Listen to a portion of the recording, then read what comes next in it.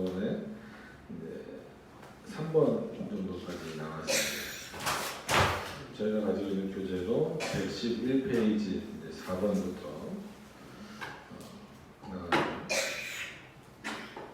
될 것 같습니다. 기도하시고 시작하도록 하겠습니다. 늘 하나님의 인도하심을 따라 살고자 하는 우리 모두를 하나님 지켜주시고 또 그렇게 사는 것이 우리에게 얼마나 복된 것인가를 늘 깨닫게 하여 주시며 감사를 드립니다. 세상이 뭐라 하든지 간에 하나님의 뜻을 깨닫는다는 것, 또 그대로 산다라는 것이 우리에게는 기쁨이 되게 하시고 하나님께 또 영광 돌리는 귀한 내용들이 되어질 수 있도록 인도하여 주시옵소서. 이 시간에 또 기독교 강요를 통하여서 역사 가운데 주어진 그런 귀한 신앙의 내용들을 살펴보려고 합니다.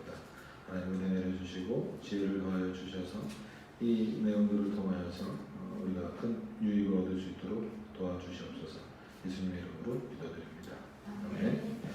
예, 이제 주기도문 해설로 들어가기 전에 어떤 의미에서 보면 기도라고 하는 것이 뭔가에 대한 정의를 칼빈이 계속해서 지금 내리고 있는 그런 본문입니다.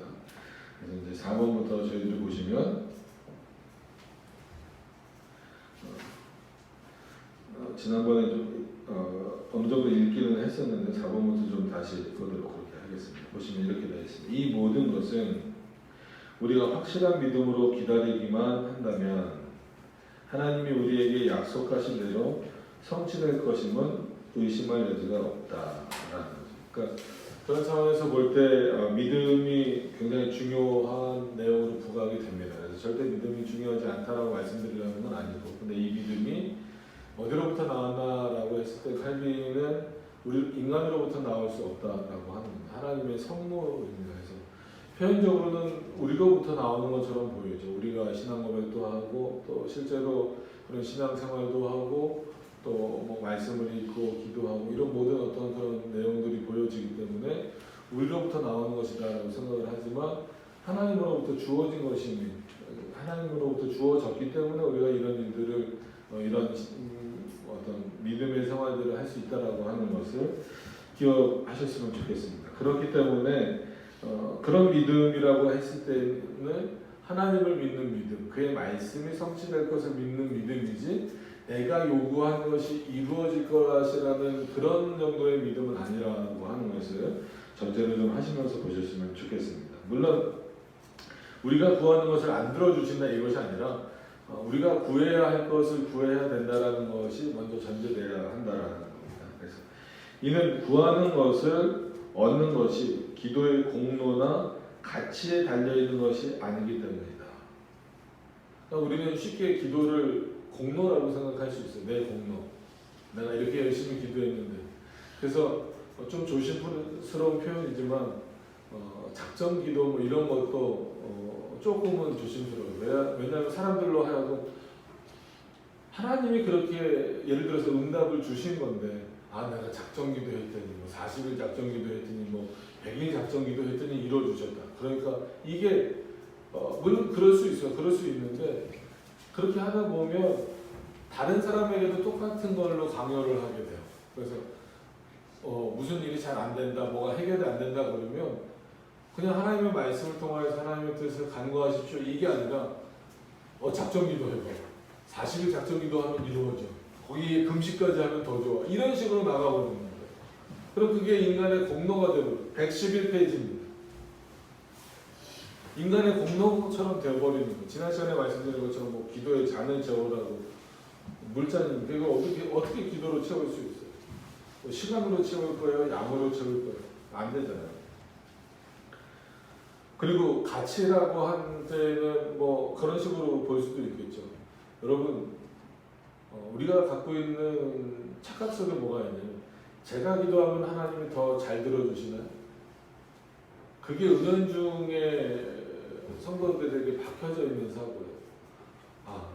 성도가 기도하는 것보다 목사가 기도하는 게 뭐 기도빨이 좋겠지. 끝빨이 어디서 함부로 그런 말을 합니까? 물론 목사에게 하나님이 제가 축도했잖아요. 오전에 그런 어떤 그 축도의 권한, 안수의 권한을 주시긴 했어요.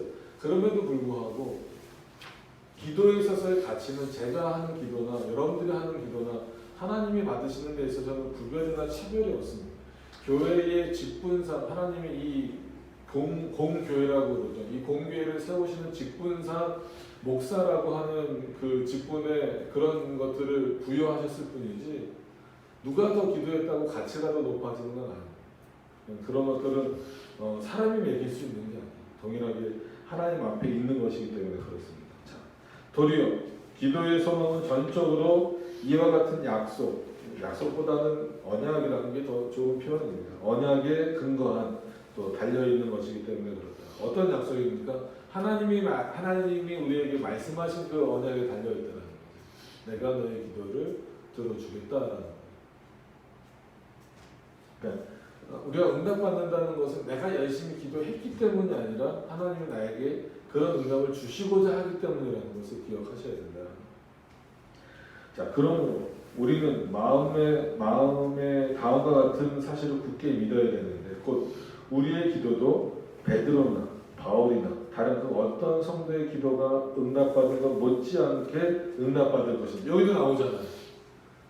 이 당시 로마 가톨릭에서 자신들의 어떤 그 교황주의의 어떤 그 뭐랄까요, 좀 권위를 높이기 위해서 사도들을 이제 끌어들였단 말이에요. 너희들 기도보다는 사도들의 기도가 더 뛰어나지 않겠냐. 딱 봐도 베드로의 기도가 뛰어나지 않겠느냐. 그러니까 베드로를 1대 교황으로 놓으니까 저희는 절대 그렇게 생각하지 않지만 또 바울은 누가 봐도 훌륭한 인물이잖아요. 그러니까 너희 기도보다는 바울이 더 훌륭하지 않겠냐. 이런 인식을 자꾸 심어주면서 그렇기 때문에 너희는 마치 내 앞에 와서 그 기도하라. 그러니까 뭐 고해성사도 하고 막 그러고 어떻게 신부 앞에 가서 기도한다고 죄가 용서함 받을 수 있어요? 그럴 권한은 전혀 없습니다.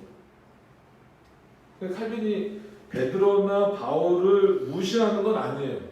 얼마나 존경해요. 그러니까 칼빈 주석이나 칼빈의 기독교학연화를 보면 바울 서신이나 베드로 내용도 많이 인용하고 그들의 어떤 그 행했던 일들에 대해서 굉장히 본받으라고 말하고 그러면서도 베드로나 바울을 신처럼 말하진 않는 거예요.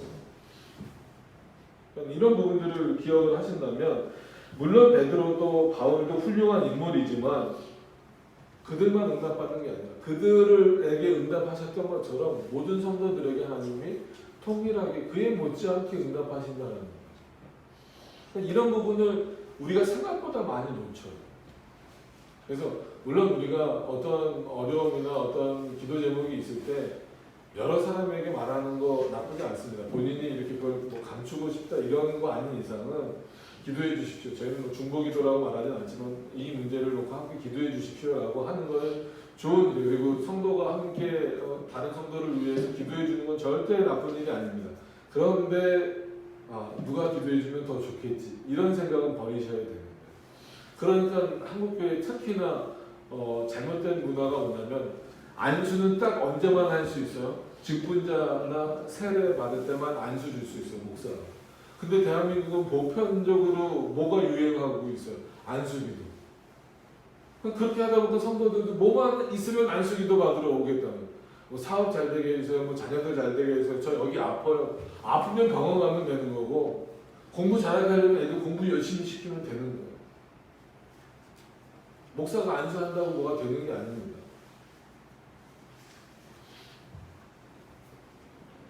그럼 오히려 안수의 권위를 더 낮추는 거죠. 목사도 하나님께서 허락하신 안수의 그 내용은 직분자를 세우는 일, 그 다음에 세례를 주는 일 외에는 없어요. 그러니까 여러분들이 저에게 기도 요청을 얼마든지 하실 수 있습니다. 예를 들어서 뭐 어떤 경제적인 문제, 건강의 문제 하실 수는 있어요. 제가 열심히 기도할 거예요. 최선을 다해서 기도하겠죠. 근데 안수기도 해달라고 와서 머리 아무데나 디밀지 마세요. 제가 늘 걱정스러운 게 그거예요. 아무데나 가서 그냥 머리 막 디밀지 마세요. 그 사람이 누군지도 모르고 어디서 신학했는지도 모르고 무슨 신앙의 내용을 가진지도 모르는데 무슨 능력 받았다고. 무슨 능력인데 그게. 능력은 오직 하나님으로부터만 나오는 거예요. 사람이 가질 수 있는 능력이 없어요. 자, 비록 그들이 우리보다 생활의 성결함을 더 잘 갖췄다 할지라도 지난주부터 하울링이 엄청 심하네. 볼륨을 좀 아예 낮춰주세요.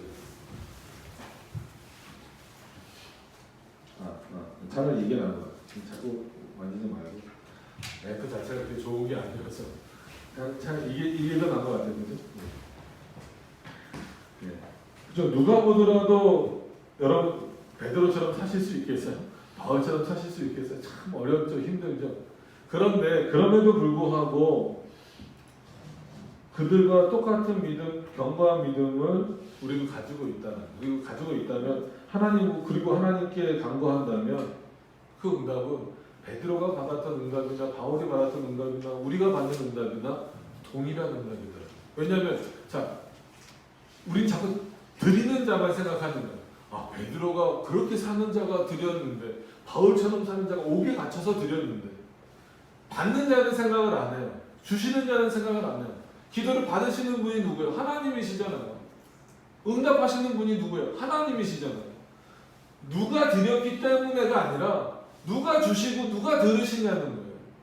이게 기도의 핵심이지 누가 드리느냐가 중요한 게 아니다라고 하는 것을 반드시 좀 기억하셨으면 좋겠습니다. 물론 생활적인 측면에서 당연히 우리가 베드로 본받아야 되고 바울 본받아야 되는 건 뭐 자명한 사실입니다. 그럼에도 불구하고 우리가 그들보다 그러니까 기도 응답에 있어서 못하다라는 생각은 버려야 된다. 그건 착각이다. 솔직히 이런 착각에 많이 빠져 있었죠. 자, 이는 우리가 그들과 똑같이 기도하라는 명령을 받았고, 이게 중요한 거예요. 왜냐하면 어떤 면에서는 책임 전가일 수 있어요. 베드로의 기도가 좋습니다. 바울의 기도가 좋습니다. 더 훌륭합니다. 아, 목사님이 기도해 주셔야 좋죠. 라고 하는 것은 그래 나는 안 해도 되고 목사님 기도가 더 뭐 능력이 있다니까 목사님이 대신 나 위해서 기도해 주면 되지 않습니까? 안수해 주시면 되지 않습니까? 이거는 마치 책임 전가와 똑같다라는 거예요. 하나님은 우리에게 명령하시기를 어느 대상에게 명령하신 것이 아니라 우리 모두에게 이렇게 기도하라라고 명하십니다. 그러니까 주님이 가르쳐 주신 기도 이제 성경에 보면 이렇게 기도하라라고 하면서 특정 뭐 제자들이나 누구에게만 말씀하신 게 아니잖아요. 너희는 이렇게 기도하라는 거예요. 그럼 거기에는 저도 여러분도 다 포함되는 거예요. 그 기도의 명령을 무시하시면 안 됩니다.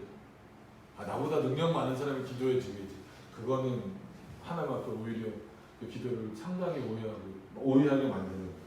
그래서 우리가 또 그들과 똑같이 기도하라는 명령을 받았고 그들과 똑같이 기도 응답에 대한 약속을 받았기 때문입니다.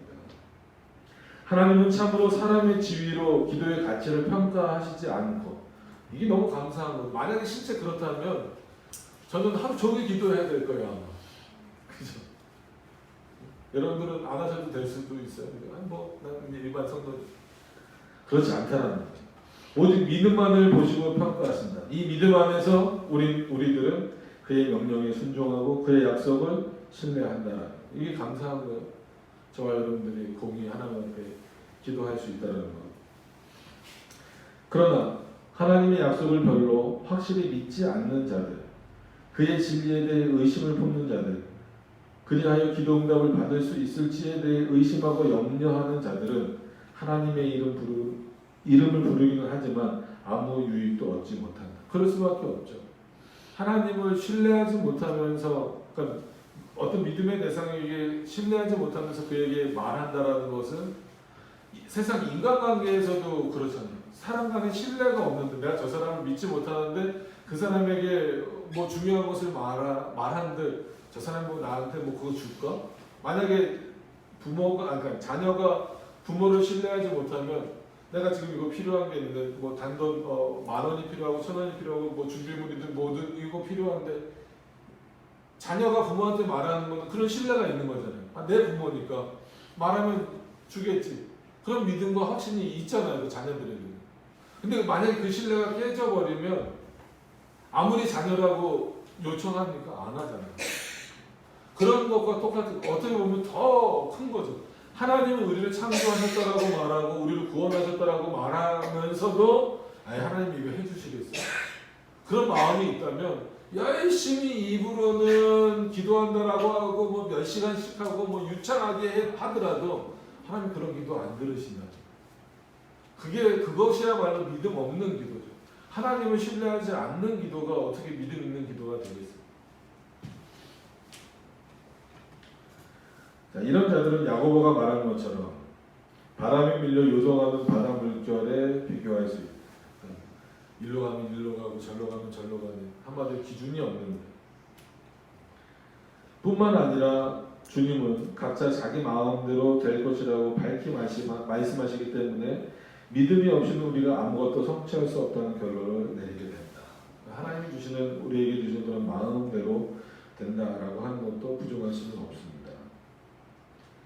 하지만 사람 중 아무도 하나님께 자신을 드리면서 그 존전에 나아가기에 합당하지 못하므로 하늘 아버지께서 스스로 우리를 이런 수치로부터 곧 우리의 모두의 영혼을 절망 상태로 몰아넣는 수치로부터 해방시켜 주시기 위하여 우리에게 당신의 아들 우리 주 예수 그리스도를 허락해 주셨다라고. 그러니까 중보자 그리스도를 통해서 너희가 나에게 나오라라는 방식입니다. 물론 우리 삼위일체 하나님이 하시기 때문에 성부 하나님도 기도를 들으시는 분이고 성자 하나님도 기도를 들으시는 분이고 성령 하나님도 기도를 들으시는 분입니다. 성부만 들으시는 게 아니에요. 우리가 예수님의 이름으로 기도한다라고 해서 예수님은 기도를 이렇게 연결해 주는 분. 기도하는 것, 예수님의 이름으로 기도하는 것을 성령이 이렇게 하나님께 성부 하나님께 전달하는 분. 이 정도로 이해하시면 안 됩니다. 삼위일체 하나님이 들으십니다. 그럼에도 불구하고 그리스도를 통한다라고 하는 것은 그리스도의 중보자 직분을 표현하는 겁니다. 그래서 우리가 예수님의 이름으로 기도합니다라고 하는 것은 중보자 예수 그리스도를 의미하는 것임을 분명히 좀 기억을 하셨으면 좋겠습니다. 그래서 우리 스스로는 그런 능력이 없고 참 부끄럽다. 하나님 앞에 너무나 부끄럽고 죄악스럽기 때문에 나갈 수 없는데 우리로 하여금 나갈 수 있게 하신 것은 그리스도가 계시기 때문이다라고 합니다. 이런 차원에서 예수 그리스도가 우리의 구주가 되시고 예수 그리스도가 우리의 중보자가 되신다라고 하는 거는요. 이건 놀라운 은혜입니다. 은혜잖아요. 감히 하나님 앞에 나갈 수 없는 존재인데 우리로 하여금 하나님 앞에 나갈 수 있도록 하신 그 앞에서 입을 벌려서 기도할 수 있고 마음을 열어서 기도할 수 있도록 인도하여 주신 게 바로 예수 그리스도시다라고 하는 것을 우리가 기억해야 되는 거죠. 자, 그리스도는 하나님 앞에서 우리의 대언자 및 중보자가 되시는데 그의 인도로 말미암아 우리는 하나님 앞에 담대히 나아간다는 거죠. 타락한 이후에 우리 스스로가 하나님을 찾을 수 없을 때 하나님이 친히 우리를 찾아오시는 방식이 무엇입니까? 그리스도가 우리를 찾아오시는 방식이잖아요. 우리가 이러한 중보자를 신뢰함으로 우리가 그의 이름으로 구하는 것을 하나님은 우리에게 거절하지 않을 것이다. 그러니까 여러분 예수님의 이름으로 뭘 구하시겠어요? 단순히 세상 것? 그렇지 않죠. 하나님의 뜻을 구하셔요. 그렇게 구하는 것은 내가 결단코 응답을 안 하지 않으시겠다라는 거잖아요. 자, 아버지께서 아들에게 아무것도 거절하지 못하시는 것처럼 말이다. 아들이 정상적인 것을 요구했을 때 아버지가 거절하지는 않습니다. 칼을 달라 때 주지 않을 뿐이죠. 그죠?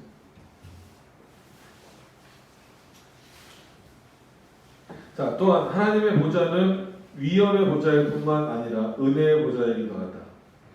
그러니까 이거 하니까 늘 생각나는 거 있죠. 많이 들으셨을 거예요. 보좌를 흔드는 기도. 예수님이 앉아 계신 보좌를 흔들어서 어떡할 겁니까? 그건 뗄감이나 똑같은 뭐 예수님 떨어뜨릴 거야?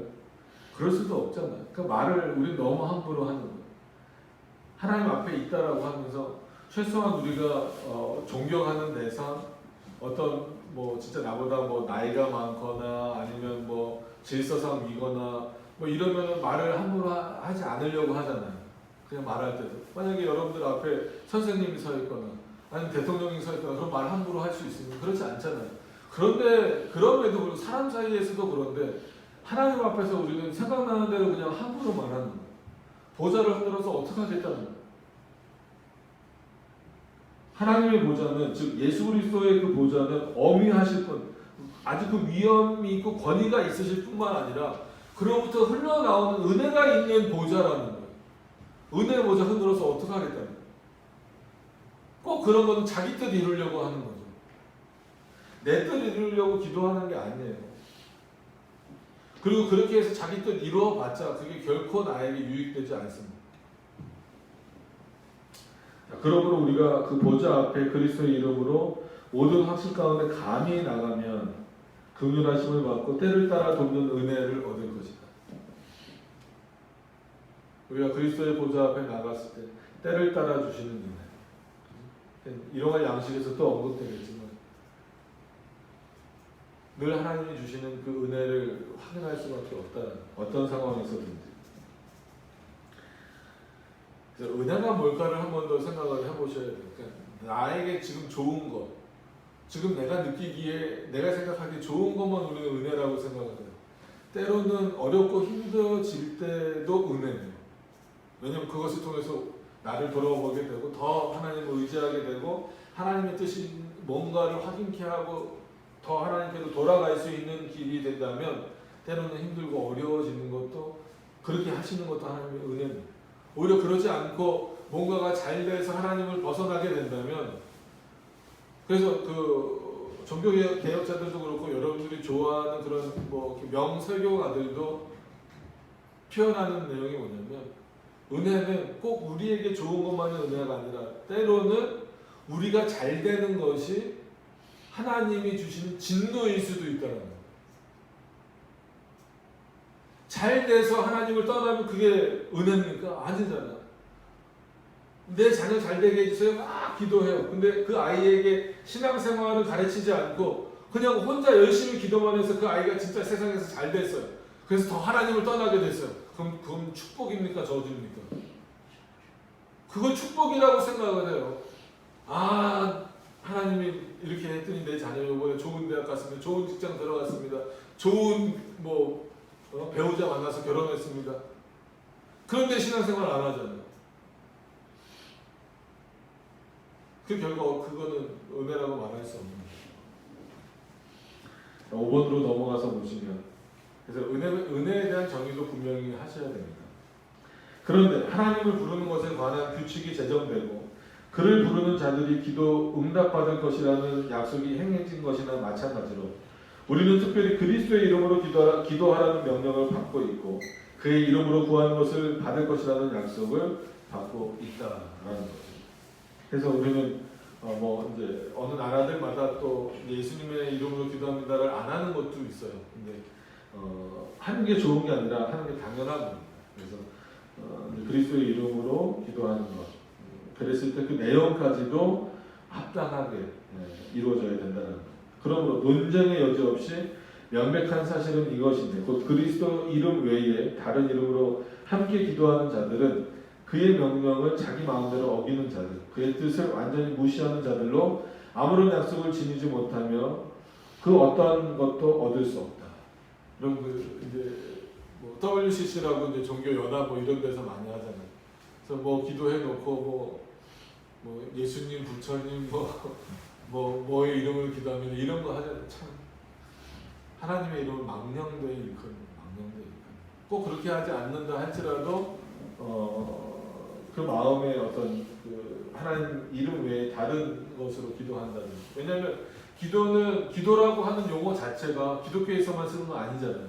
어느 곳에서나 다 쓰인단 말이에요. 그렇기 때문에 그것을 그냥 함부로 이렇게 표현을 하면 안 됩니다. 자, 바울이 말하는 대로 하나님의 약속은 얼마든지 그리스도 안에서 예가 된다라는 것은 응답이 되니 그런즉 그로 말미암아 우리가 아멘하여 하나님께 영광을 돌리게 되기 때문이다. 즉 하나님의 약속은 그리스도 안에서 확증되고 이루어지기 때문이다 라고 하는 겁니다. 뿐만 아니라 그리스도는 하나님께 이르는 유일한 기도, 그러니까 중보자로서의 그리스도를 표현하는 겁니다. 유일한 통로로 우리에게 활약되셨다라고 하는 겁니다. 그리스도 이외에는 다른 길이 없습니다. 구원도 마찬가지고 기도도 마찬가지입니다. 모든 것에 있어서. 그러니까 인간의 노력으로 갈 수 있다라고 말하는 것 자체가 이걸 부정하는 거예요. 그리스도를 부정하는 거예요. 아무리 그 사람들이 그리스도를 믿는다라고 말하고 십자가를 걸고 뭐라 그래요? 어떻게 표현할 수 있어요? 액세서리를 만들어 하고 한다 할지라도 어떻게 보면 그리스도 외에 다른 길이 있다라고 말하고 아니면 인간의 노력이 필요하다라고 말하는 것 자체가 그리스도를 전부 부정하는 것과 똑같은 거예요. 인간이 할 수 있는 건 아무것도 없어요. 기도조차도 마찬가지. 구원의 문제뿐만이 아니라 기도조차도 마찬가지예요. 우리가 할 수 있는 건 아무것도 없습니다. 주께서 하게 하시는 거죠. 자, 이 통로를 버린 자들에게는 하나님께 이르는 어떠한 길이나 통로도 남아있지 않는데 그들은 그의 보좌 앞에서 진노와 심판과 두려움 외에 그 어떠한 것도 남아있는 것을 발견하지 못할 것이다 라고 합니다. 끝으로 아버지께서는 그리스도를 우리의 머리와 인도자로 지정해 주셨다. 그렇기 때문에 그리스도는 그리스도의 상직 이렇게 나오잖아요. 그래서 왕직, 제사장직, 선지자직 이렇게 다 있지만 교회의 머리로 삼으시고 우리의 머리로 삼아 주셨기 때문에 그 머리가 지시하는 대로 따라갈 수밖에 없는 거예요. 그래서 여러분 이 교회의 주인은 예수 그리스도시고 또 이 교회의 머리는 예수 그리스도시다는 우리가 돼서는 안 되는, 목사가 돼서도 안 되고 성도가 돼서도 안 되는 모든 공교회가 마찬가지입니다. 로마 가톨릭처럼 보이는 머리로서 교황 이렇게 되버리면 안 되는, 마치 교회를 어떤 그 특정 목사의 소유물처럼 여겨서는 절대 안 됩니다.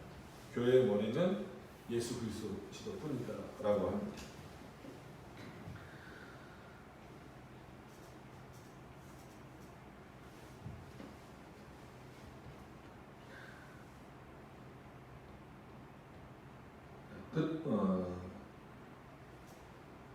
끝으로를 읽어야 되는 부분이죠. 끝으로 아버지께서 인도해 주시다. 그러므로 그에게서 어떤 방식으로든지 멀어진 자들, 어긋난 길을 가는 자들은 자기들 힘이 닿는 한 하나님이 새겨주신 표를 지워버리고 변조하려고 시도하는 자들이다.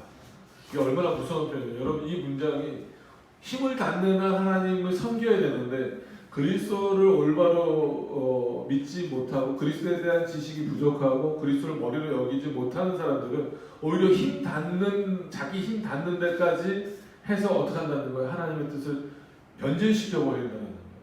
이 무서운 죄악에 빠지면 안 되잖아요. 그리스도를 머리로 삼는다는 것이 얼마나 중요한가를 반드시 기억을 하셔야 됩니다. 자, 6번으로 넘어가셔서 죽은 다음 그리스도 안에서 살고 있는 성인들에 관하여는 그리스도 말고 그들에게 하나님께 기도할 길이 있다고 그들이 그리스도 이외에 다른 이름으로 하나님께 받아들여졌다고 몽상하지 말자. 이건 늘 말씀드리지만 기독교 강요가 쓰여질 때에 두 대상이 있었어요. 그거는 잘못된 로마 가톨릭하고 그다음에 그 당시로서 또 교리적인 회파를 만드는 제사례파들을 말하는 거였어요. 이 두 대상입니다. 그렇기 때문에 로마 가톨릭이 잘못하고 있는 게 뭐예요? 자기네들이 성인으로 만들었지 그리스도는 한 번도, 그리고 성경에서는 성인으로 만든 적이 없어요. 사람을 성인으로 만든 적이 없습니다. 그리스도 외에 있는 성인이 있을 수가 없죠. 근데 그리스도 외에 다른 사람들에게 기도하잖아요. 마리아에게 기도하고 모세에게 기도하고 이렇게 기도하잖아요. 그래서 세례명 받고 아니면 어떤 성인들을 통해서 기도하고, 그건 예수 그리스도를 통해서 기도하는 게 아니에요. 그리스도를 죽이는 일이랑 똑같은 거예요. 그리스도를 무시하는 일이랑 똑같은 거예요. 그 무시한 일들이 지금도 버젓이 벌어지고 있는데 어떻게 같을 수 있습니까? 그런 차원에서 로마 가톨릭과 우리는 다른 종교입니다. 다른 종교. 칼빈이 그것을 그때부터 지금 지적을 하고 있는 거예요. 그리스도만 유일한 길이시다. 그러므로 성경은 우리를 다른 모든 것에서 돌이키게 하여 오직 그리스도께만 부르고 있고, 천부께서, 즉 성부께서는 모든 것을 그리스도 안에서 모으시기로 하셨는데 성인들을 통해 하나님께 나아가는 통로를 얻으려고 시도하는 것은 잘못이다. 성인들도 이 통로는 스스로의 힘으로 마련하지 못한다. 즉 너희들이 성인들이라고 생각하는 그 사람들조차도 스스로 그렇게 구원받은 게 아니다라는 거예요. 그 스스로 하나님께 나갈 수 있는 길을 만든 게 아니라는 거예요. 누구를 통해서 그들도 얻은 거라는 거예요? 예수 그리스도를 통해서 얻은 건데 너희들은 왜 그들을 통해서 얻으려고 하냐는 거예요. 저와 여러분도 마찬가지예요. 그리스도를 통해서만 갈 수 있어요. 끊임없이 반복해도 끝나지 않습니다. 그래서 에베소서에서도 그리스도가 교회를 하나님께 드리는 방식이 설명되고 있잖아요. 2장 20절 넘어가면서부터. 그런 하나님의 말씀들이 전부 다 무시되어져 버리는 거예요. 물론 삼위일체 하나님의 일이지만 그 관계적인 측면에서 성부 하나님께서 그 교회를 자신의 백성을 어떻게 이루어 가시고 인도해 가시겠냐면 아들이신 그리스도 안에서 이끌어 가시고 교회를 세워 나가시고 그렇게 인도하시겠다라고 말씀하고 계시는데 너희는 왜 따로 성인을 세워서 교회를 세워 나가려고 하고 그리스도를 무시하고 그 성인들을 통해서 나에게로 오려고 하는 그런 일은 절대 있을 수 없다라는 겁니다. 어떤 사람을 통해서도 사람을 통해서 갈 수 없어요. 우리가 지금 오전에 에스겔을 계속 봐서 마치 구약 시대는 제사장을 통해서 하나님께 가는 것처럼 보이지만 아닙니다. 그때도 하나님이 제사장을 통해서 제사를 드리게 하셨을 뿐이지 여전히 구약 시대에도 누구를 통해서 하나님께 가는 거예요? 그리스도를 통해서 하나님께 가는 거예요. 구약에 그리스도가 없다라고 말하는 사람들은 무식한 겁니다. 삼일체에 대한 기본적인 이해가 없는 거예요. 육신을 입고 계시지 않을 뿐이지 여전히 그리스도는 창조 이래 중보자 역할을 하고 계신 분이라는 거예요. 그래서 아담도 모세도 바울도 우리도 예수 그리스도를 통해서만 구원을 얻는 거예요. 그때나 지금이나 언제나 앞으로도 영원토록 예수 그리스도를 통해서만 하나님께로 갈 수 있는 거예요.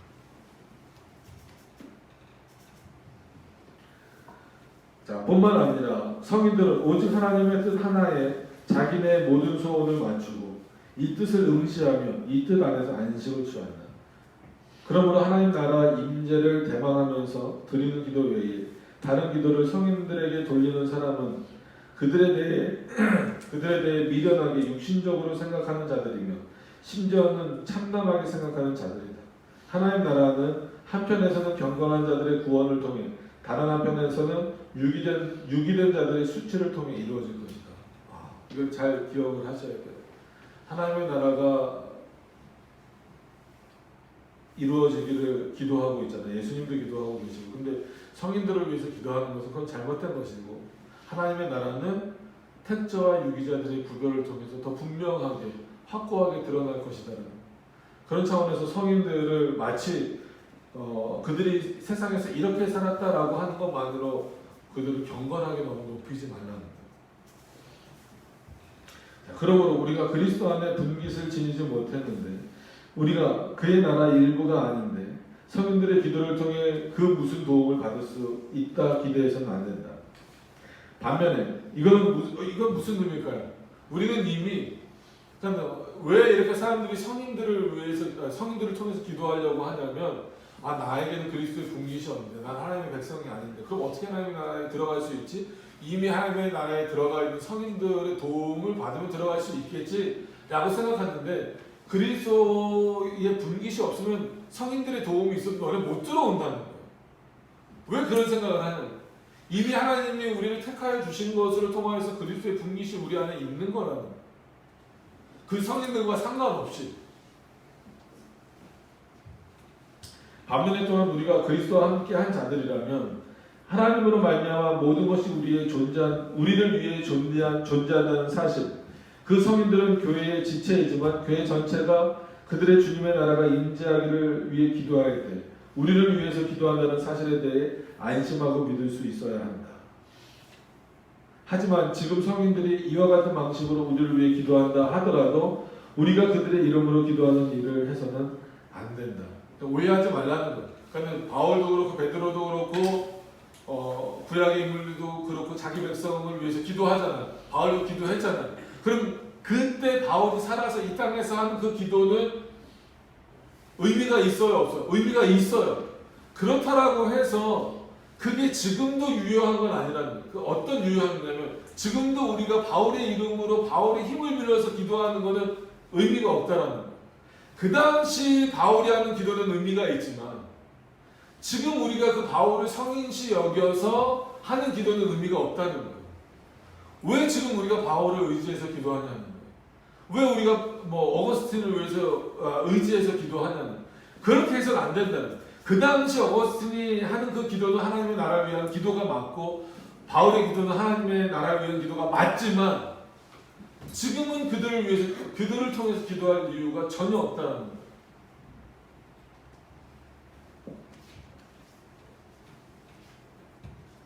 그리고 세상에 사는 사람들이 서로 간의 기도 부탁을 할 수 있다는 사실로부터 성인들의 이름으로 하는 기도를 해도 된다는 결론을 곧장 내려서는 안 됩니다. 아까 말한 그 말씀드린 것처럼 서로를 위해서 기도해 달라고 하셔도 상관없는 게 아니라 그렇게 하셔야 돼요. 교회가 우리가 함께 모여 있을 때에는 그렇게 기도 제목 나누시고 기도하시는 건 당연한 거예요. 근데 이거를 어떤 다른 대상에게 맡겨서는 안 된다.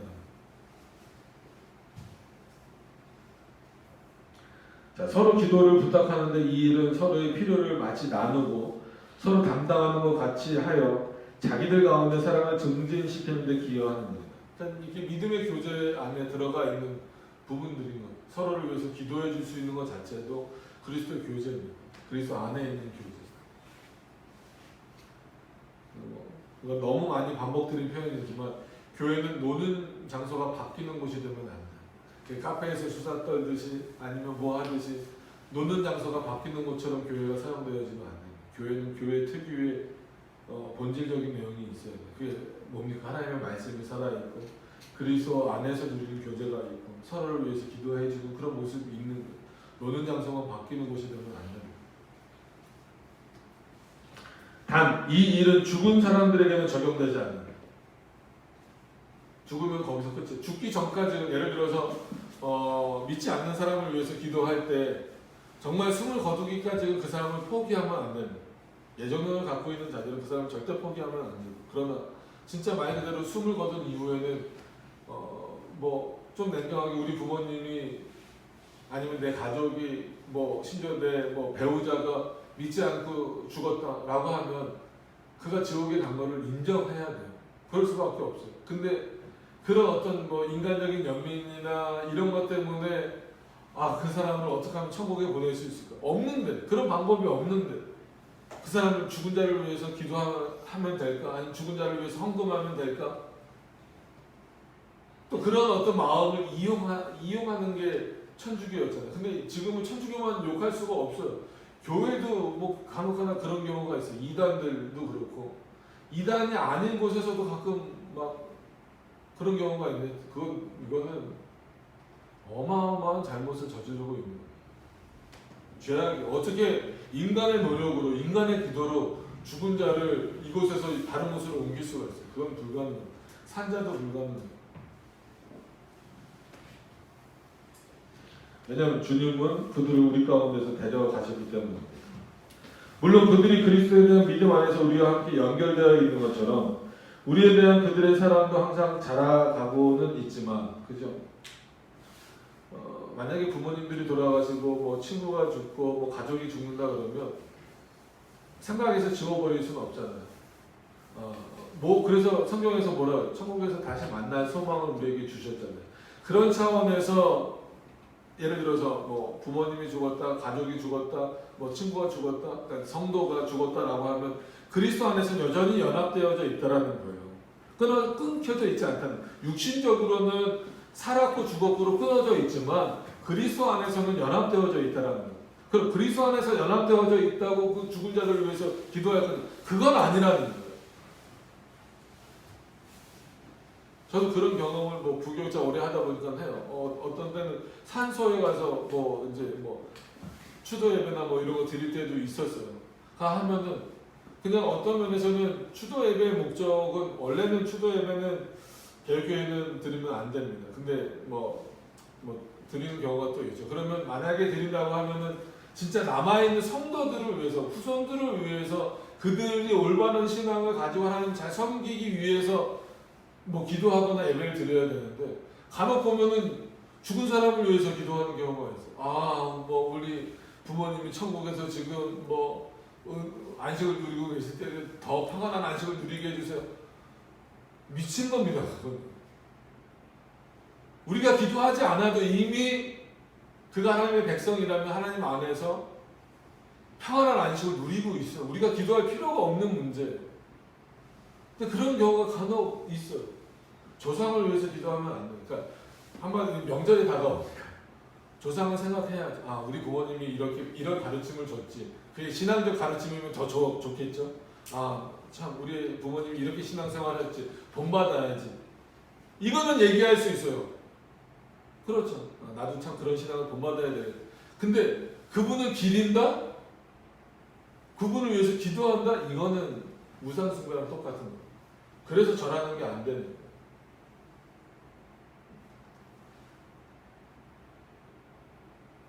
그리스도 안에서는 우리는 연결되어 있다는 것을 분명히 기억하세요. 그럼에도 불구하고 죽은 자를 위해서는 기도하는 거 아니에요. 생각은 할 수 있죠. 그러니까 우리가 바울도 죽었지만 그의 글을 마치 살아있는 것처럼 생생하게 보는 거죠. 자, 그럼에도 불구하고 그들과의 교류의 가능성은 혀로 하든지 귀로 하든지 남아있지 않다. 절대로 하면 안 됩니다. 뭐 천국 꿈에 누가 나와서 뭐 이런 얘기 해줬다 그런 허황된 얘기 하시면 안 됩니다. 자, 정말이지 이것과 다르게 말하는 것은 우리 뇌가 술에 취해 꿈을 꾸면서 바로 나오잖아요. 하나님의 말씀을 떠나서 하나님의 감추어진 판단 속으로 침입, 관통하는 것, 성경을 짓밟는 것이 아니면 무엇인가? 이런 칼빈의 표현 보세요. 단호하죠. 성경을 짓밟는 일이라는 거예요. 성경은 아주 빈번하게 우리 육신의 명철함과 하나님의 지혜는 원수가 된다고 선포합니다. 그래서 우리 마음은 우상의 공장이라는 거예요. 인간이 명철해봤자 얼마나 명철하겠어요. 인간이 지혜로워봤자 얼마나 지혜롭겠어요. 과학적으로도 아무리 넓은 우주를 발견한다 할지라도 온 우주가 발견이 됩니까? 아직도 안 되잖아요. 가보지도 못했잖아요. 그 정도까지 우주가 넓어졌어, 크다라는 것을 알 뿐이지. 아무리 작은 단위로 가봐요. 거기 뭐가 발견돼요? 혼돈만 있죠. 혼돈만. 아무것도 없어요. 근데 그런 지혜로움 갖고 인간의 명철함 갖고 인간의 이성을 갖고 하나님을 판단한다? 그건 얼마나 하나님과 반대되는 것인지를, 원수가 되는 것인지를 생각하셔야 돼요. 자, 그래서 우리가 우리의 생각의 허망함을 모조리 정죄하며 우리의 모든 이성을 땅에 엎드러뜨리고 우리에게 오직 하나님의 뜻만을 바라보고 요구한다. 뒤에 우리에게 오직 하나님의 뜻만을 바라보라고 요구한다. 이걸 하기 위해서 해야 될 게 뭐냐면 내 명철함과 내 지혜를 허망하고 부족한 것이라고 정죄하는 것이고 내 모든 이성을 꺾어버리는 일이에요. 이 일이 우선되어져야 된다는 거예요. 그게 쉽지 않죠. 쉽지 않아도 그렇게 해야 된다는, 그래야 하나님의 뜻이 무엇인지 찾을 수 있다는 거예요. 내 이성과 내 지식을 갖고 하나님을 믿어질 수 있습니까? 창조는 진화론만 하더라도 진화론도 오류가 굉장히 많아요. 그럼에도 불구하고 하나님이 이 온 세상을 6일 만에 창조하셨다. 이게 믿어지십니까? 솔직한 얘기로 인간의 이성으로 믿어집니까? 안 되잖아요. 이성이 꺾여져야 되는 거예요. 인간의 명철함과 지혜로 이게 이해가 됩니까? 안 되잖아요. 근데 그거를 못 받아들이면 결국 하나님과 원수가 되어버리는 거예요.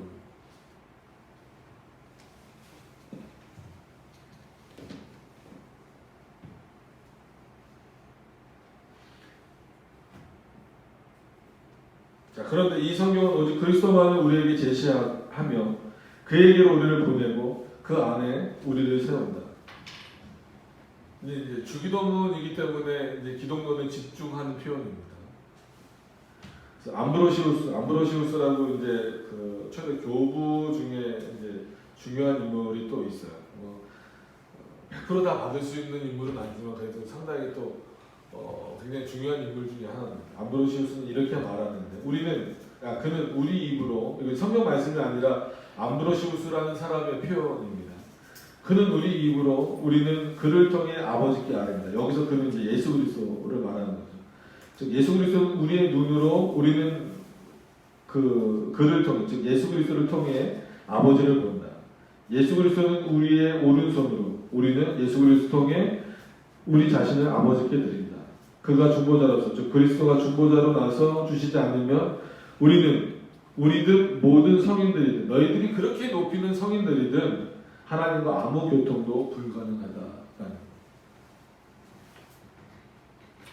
유일한 중보자는 예수 그리스도 뿐이시다. 그렇기 때문에 그가 가르쳐 주신 기도가 얼마나 중요한지 기억하라는 거예요.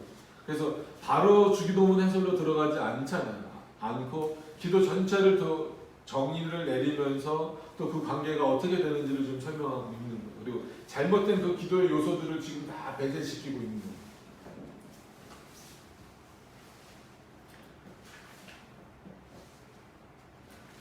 (7번으로) 넘어가서 보시면 이뿐 아니라 성인들 중에서 특정한 사람들을 뽑고 택하여 수호 성인으로 삼고 그들의 무슨 특별한 천거를 통해 도움을 받고자 바라는 사람들은 그 성인들에게 적잖은 모욕을 가하는 사람들이다. 그러니까 그 세례명 받는 거랑 똑같아요. 세례명이 뭡니까? 베드로입니다. 바울입니다. 그럼 그 사람을 오히려 모욕하는 거예요. 그러니까 세례명이 왜 필요해요? 그 사람이 나를 지켜준다는 거예요. 수호 천사가 돼서. 말도 안 되는 거예요. 아니 하나님이 우리를 지켜주시잖아요. 그리스도가 우리를 지켜주시잖아요. 또 천사를 사용하셔서 우리를 지키도록 하시잖아요. 우리를 돕게 하시잖아요. 근데 왜 또 성인을 만드냐는 거예요. 이는 이들이 그 성인들이 하나님 안에서 가지고 있는 그 확고부동한 단 한 가지 뜻, 곧 하나님의 나라가 임재하기를 바라는 그 뜻에서 뒤로 물러나게 만들려 하기 때문이다. 이들은 성인들에게는 자기를 숭배하는 자 중 특정한 어떤 사람에게 더 많은 애정을 보이는 육신적인 성향이 있다는 거짓말을 지어낸다는 거다. 정말 성인으로 불려지는 사람들은 이런 요구를 하지 않았어요. 성경에 어떤 인물이 이런 요구를 합니까? 여러분 잘 아시는 것처럼 베드로가 그 환자를 안전병해를 일으켰을 때 베드로를 신처럼 숭배하려고 했잖아. 그때 베드로가 뭐라고 말하냐? 이를 고치시는 것은 내가 아니라 누구시다? 예수 그리스도시다. 하나님이시다. 그랬는데 왜 너희들은 베드로를 신으로 높이려고 하냐는 거예요. 베드로를 너희를 돕는 자로 생각하려고 하냐는 거예요. 그럼 그 성인들조차도 어떻게 만들어버리는 거예요? 아주 우스꽝스럽게 만들어버린다는 거예요. 자, 그런데 성인들을 자기 중보자로 삼는 사람들 어리석은 그리스도께서 마치 자기를 버리시기라도 하시는 것처럼 이건 불안함 때문에 예수님만으로 구원이 되니까 이런 어떤 그 불안함과 무식함인 거예요. 혹은 지나치게 엄격하게 대하기라도 하시는 것처럼 그렇게 하는 사람들은 그리스도의 명예를 실추시키는 것이고 그에게서 유일한 중보자라는 칭호를 박탈하는 것이다. 이 칭호는 아버지께서 그에게 고유한 특권으로 주신 것이고 그러므로 다른 이에게 넘어가서는 절대 안 됩니다. 그래서 우리가 기도할 때도 중보기도라는 표현 말고 그냥 도움기도 뭐 이렇게 쓰자라는 이유도 중보라는 표현은 오직 그리스도께만 써야 된다는 거예요. 자, 그들은 이런 일을 함으로써 그의 탄생의 영광을 가리운다는 거예요. 십자가를 무력화시킨다는 거예요. 오히려 그렇게 십자가 말하고 예수님 탄생 말하는 사람들이 다른 사람을 예수 그리스도로 대체자로 만들어 놓으면서 오히려 더 이걸 무력화시켜 버린다는 거예요. 그래서 결국 그가 우리 구원을 위해 희생하신 모든 일로 말미암아 혹은 그가 당하신 고난으로 말미암아 그가 받아야 할 마땅한 찬송을 이렇게 빼앗아가 버리는 일이 되어버린다는 거예요. 그래서 그 천주교 찬송가 보세요. 마리아를 위한 찬송가도 있잖아요. 이단들 보세요. 교주들 찬송하는 내용들 많잖아요. 얼마나 큰 문제입니다. 이는 그가 모든 일을 행하신 것은 오직 그만이 중보자로 서시고 오직 그만이 중보자로 여김을 받으시려는 목적 때문이다. 그들은 또한 당신을 그들에게 보낸 아버지로 보여주시는 하나님의 인자하심을 무시한다. 이는 그들이 그리스도를 자신의 형제로 인정하지 않으면 하나님을 아버지로 모실 수 없기 때문이다. 그러니까 우리가 양자된 것을 말하는 거예요. 그러니까 그리스도와 형제됐다라는 이 표현 자체는 우리가 하나님에게 양자로 여김을 받았다는 겁니다. 이렇게 됐다라고 해서 그리스도가 우리가 진짜 형제고 이런 차원으로 이해하시면 안 돼요. 그만큼 우리에게 가까이 오셨다라는 거죠. 그리스도께서 그들에 대해 무엇보다 더 진한 형제를 품고 계신다는 사실을 염두에 두지 않으면 그들이 이 사실을 명백히 부인하게 된다. 하지만 성도들의 기도가 응답받는다는 기록을 종종 읽게 된다는 사실 때문에 잘못된 영향을 받는 사람들이 있기는 하다. 왜 이런 기록이 있는가는 물론 그들이 기도했기 때문이다. 선지자는 이렇게 말한다. 우리 열조가 주께 의리하였으므로 저희를 건지셨나이다. 저희가 주께 부르짖어 구원을 얻고 주께 의리하여 수치를 당치 아니하였나이다. 그러므로 우리도 그들의 본을 따라 기도하며 그들처럼 기도 응답을 받도록 하자. 당연히 그래야 됩니다. 그러나 우리는 당치도 않게 그릇된 논리를 펴서 말하기를 이미 일단 기도 응답을 받은 사람들만 장차 기도 응답을 받을 것이라고 한다라고 말하면 안 된다는 거예요. 그러니까 이미 이런 성인들이 기도 응답을 받았으니까 그들의 힘을 빌어지 않으면 기도 응답을 받을 수 없다라고 말하면 안 된다는 거예요. 이들이 이렇게 기도해서 이사야 시대 때 그렇게 기도해서 응답을 받았다라면 지금도 마찬가지로 우리가 기도하는 것은 하나님이 응답해 주신다라는 거예요. 그런 믿음도 없이 어떻게 기도하냐 이거. 야고보는 얼마나 더 훌륭한 말을 하고 있는지 보면 엘리야는 우리와 성정이 같은 사람이거든요. 여러분 지금도 그렇지만 이 야고보 시대의 엘리야는 어떤 인물이에요? 정말 훌륭한 인물이잖아요. 근데 성정이 같다라는 건 뭐예요?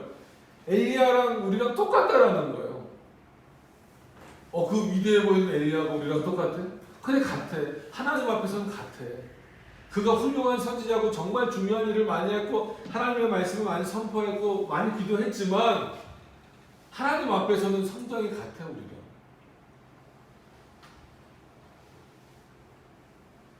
그래서 엘리야는 우리와 성정이 같은 사람이라는데 저가 비 오지 않기를 간절히 기도한 즉 3년 6개월 동안 땅에 비가 아니 오고 다시 기도한 즉 하늘이 비를 주고 땅에 열매를 내었느니라. 이 말을 통해 야고보는 엘리야에게 무슨 특권을 인정하려는 것이 아니라는 거예요. 도리어 기도의 능력을 가르쳐 우리로 하여금 엘리야와 마찬가지로 기도하게 하는 거예요. 그럼 마찬가지라고 해서 여러분들도 오늘 저녁에 가서 하나님 비를 2년 여기 나온 것처럼 3년 6개월 동안 내리지 말아주세요 하고 기다렸다가 안 내리고 그 뒤에 3년 6개월 뒤에 기도하라 이런 내용이 아니죠. 엘리야를 특별한 인물로 만들지 말라는 것처럼 말라는 것은 엘리야가 이렇게 기도했을 때 하나님 들어주신 것처럼 우리가 기도했을 때도 하나님 들어주신다는 거예요. 근데 그걸 문자적으로 가져가셔서 3년 반 비 오지 않게 해주세요 이런 식의 기도는 아니라는 거예요. 하나님 뜻에 따라서 기도할 때에 엘리야가 기도하건 우리가 기도하건 들어주신다는 거예요. 그런 믿음이 있으셔야 되는 거예요. 그래서 자꾸 기도의 특권을 좀 가지려고 해요. 많은 사람들, 특히나 교회에서 직분을 맡은 사람들이 유혹거리가 되죠. 솔직히 저 같은 목사들도 상당히 유혹거리가 됩니다. 부흥회 다니면서 안수기도 하면은 솔직한 얘기로 돈 많이 벌 수 있잖아요. 아주 그냥 저기한 표현. 안수기도 하면 그냥 오지 않잖아요, 보통. 헌금 하잖아요. 그것도 많이 하라 그러잖아요. 그럼 돈 벌잖아요. 그건 돈 버는 겁니다. 돈 버는 거. 그런 유혹에서 벗어나요. 그건 큰일 납니다. 하나님 앞에서 기도가 어떤 부분인지를 지금 칼빈이 계속해서 표현하고 있는 이런 내용들은 좀 잘 살피셨으면 좋겠습니다.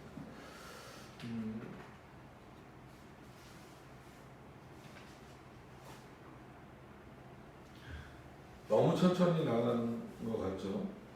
근데 이게 또 제 입장에서는 빨리 나가는 거거든요. 웬만큼 설명하고 넘어가고 있는 건데.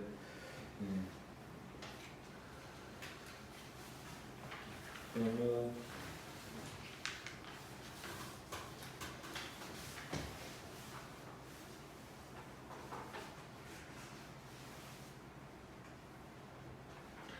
오늘은 여기까지 하시고 다음번 한 번 더 이제 기도에 대한 정의를 내리는 부분을 하고 그다음에 바로 이제 주기도문 해설로 넘어가시는 부분이 됐으면 좋겠습니다. 일단 오늘 내용을 정리해 드리면 기도는 유일한 중보자인 예수 그리스도를 통해서 기도하는 것이다. 라는 그 외에 어떤 것도 안 되는 거예요. 이 당시 이제 기독교를 쓸 당시니까 이제 성인들을 의미한 거지만 지금은 어떤 타 종교도 안 되는 것이고 어떤 다른 것도 안 되는 거예요. 그런 차원에서는 기도의 그 특권이 없다라는 거예요. 그러니까 가치의 특권이 없다라는 거죠. 제가 하는 기도나 여러분들이 하는 기도나 똑같다는 거예요. 질서의 구별상 저에게 안수권이 있고 축도권이 있을 뿐이지 그렇다고 여러분들이 아무 데서나 가서 막 축도하고 그러면 안 됩니다. 안수하고 그러면 안 됩니다. 그것도 또 안 되는 거예요.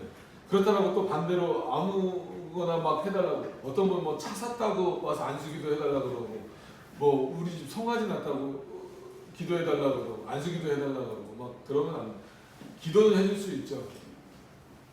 무사고를 위해서 기도해 줄 수는 있어도 뭐 안수기도 하는 거는 안 되는 거예요. 그런 차원에서 기도가 뭔지 드리는 자를 자꾸 바라보면서 저 사람 훌륭하다 이렇게 생각하시지 말고 듣는 분이 누구신가, 응답하시는 분이 누구신가에 더 관심을 기울이셔야 돼요. 그래서 기도는 물론 뭐 유창하게 하면 좋겠지만 그게 중요한 게 아닙니다. 진심으로 마음을 담아서 우리에게 믿음을 주신 그 하나님 앞에 간절히 간구로 아뢰면 됩니다. 서로 기도를 요청하는 데 있어서도 이 사람이 나보다 낫겠지가 아니라 그리스도의 교제를 나누는 차원에서 서로 기도 요청을 하는 것이다 라고 하는 거죠. 그래서 심지어 죽어 있지만 그들을 위해서 기도할 수는 없어도 믿음의 선조들과 우리는 즉 다시 말하면 아담과 저와 여러분들이 한 교회로 묶여져 있는 거예요. 누구 안에서? 그리스도 안에서. 감사하잖아요. 이건 단순히 바울이 나를 돕는 차원하고는 다른 거예요. 그런 수준하고는 다른 거예요. 바울과 우리와 얼굴 본 적도 없잖아요. 우리 성경을 통해서만 있잖아요. 그럼에도 불구하고 바울과 우리는 하나예요. 어떤 차원에서? 그리스도 안에서 그 하나님의 나라의 승리의 교회의 회원으로서 교인으로서 하나님의 백성으로서 그리스도 안에서 바울과 나는 지금 교제를 누리고 있다는 거예요. 우리의 선조들도 마찬가지고. 그런데 그들을 위해서 기도할 이유는 전혀 없어요. 왜냐하면 충분히 우리가 기도하지 않더라도 하나님 안에서 안식을 누리고 있기 때문에. 여러분 이런 풍성함을 이해하시면서 하나님 앞에 더욱더 겸손하게 내 공로가 아니라 내 기도의 가치로가 아니라 듣는 자가 누구신가를 생각하시면서 기도하실 수 있기를 바랍니다. 더 간절히 열심히 기도하셔서 하나님이 주시는 그 응답을 통해서 하나님의 뜻을 늘 깨달으시고 이루어 나가실 수 있는 저와 여러분들이 되셨으면 좋겠습니다. 기도하도록 하겠습니다.